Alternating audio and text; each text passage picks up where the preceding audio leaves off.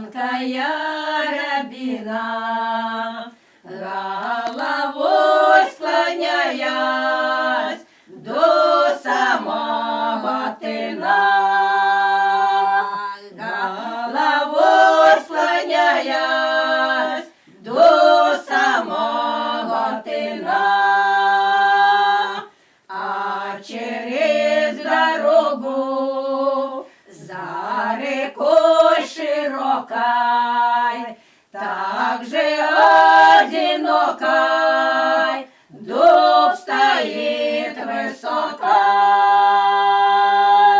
так же одинокой, дуб стоит высокой.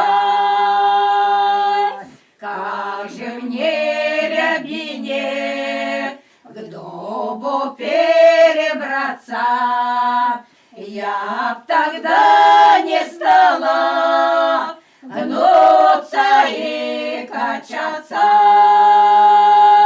я б тогда не стала гнуться и качаться. Тонкими ветвями я к нему прижалась и с его листвою день и ночь шепталась, и с него листвою день и ночь шепталась. Но нельзя рябине к дубу перебраться, знать судьба такая, век одной качаться, знать судьба такая, век одной качаться. Вечерком на берег погулять дуб вышел, и печаль рябины с грустью он услышал, и печаль рябины с грустью он услышал.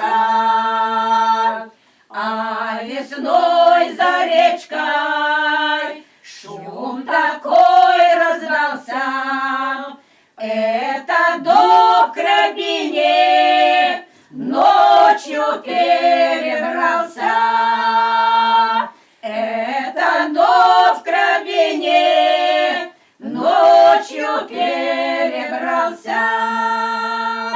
И от этой дружбы клен у них родился, даже сам Мичурин очень удивился, даже сам Мичурин очень удивился, что стоишь, смеешься, тонкая рябина, ты своей любовью мир весь удивил.